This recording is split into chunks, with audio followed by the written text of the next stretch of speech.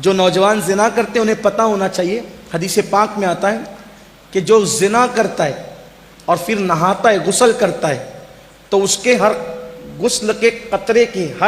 کے بدلے میں 1 سال کا گناہ اس کے نامہ اعمال میں لکھا جاتا ہے۔ تو جتنے قطرے ہوں گے اتنے سال کا گناہ اس کے نامہ اعمال میں لکھا جائے، اور جتنے قطرے گرتے ہیں زنا کے غسل کے بعد اس سے شیاطین پیدا ہوتے ہیں، وہ سارے شیاطین قیامت تک پاپ کریں گے، اور ان سب کے پاپ کا عذاب اس کے سر ڈالا جائے گا جس کے زنا کے غسل سے وہ شیاطین پیدا ہو۔ اور دوسری طرف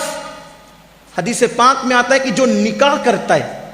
اور نکاح کرنے کے بعد جائز ملاقات بیوی سے کرتا ہے اور پھر غسل کرتا ہے، تو ہر قطرے کے بدلے میں 1 سال کی عبادت کا ثواب لکھا جاتا ہے،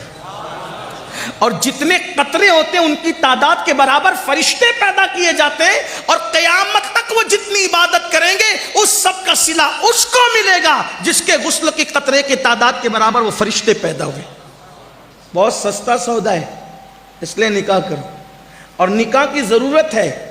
میں اپنے بڑوں سے معافی مانگتے ہوئے کہوں، نکاح کی اگر ضرورت ہے، گھٹ گھٹ کے نہیں رہنا گھر میں، اپنے ماں باپ کے کان میں کہہ دینا میری شادی کر دو، یہ کوئی بری بات نہیں۔ چھپ کے زنا کرنے سے اچھا ہے کہ ماں باپ کے کان میں خود نہیں کہہ سکتے، بھابھیوں سے کہلوا دو، بھائیوں سے کہلوا دو، دوستوں سے کہلوا دو میری شادی کر دو، یہ کوئی گناہ نہیں۔ کچھ لوگ کہتے ہیں شرم آئے گی، اگر کوئی نوجوان کہتے میری شادی کر دو تو عورتیں باتیں کرتی اللہ اس کو کیا ہو گیا، یہ پاگل تو نہیں ہو گیا، یہ ہمارے خاندان کی روایت تھی، اتنا بدبخت نکلا، اتنا مجرم نکلا، اتنا گندا نکلا، کہہ رہا ہے میری شادی کر دو۔ میری بہن، زنا سے تو بہتر ہے نا وہ کہہ رہا ہے میری شادی کر دو۔ میں اپنے جوانوں کے ساتھ ہوں، میں تمہارے ساتھ، کہو اپنے ماں باپ سے، اور ماں باپ سے کہتا ہوں میرے بھائی اس سے پہلے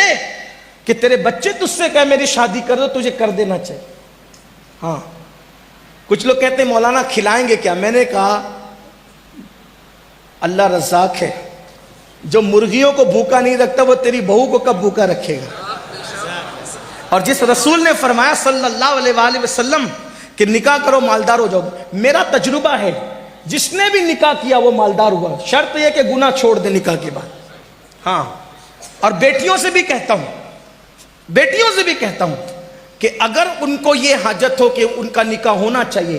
تو وہ کسی کا ہاتھ پکڑ کر بھاگنے کی بجائے وہ شرافت کے ساتھ اپنی ماں کے کان میں کہہ دے کہ میری شادی کر دیجیے،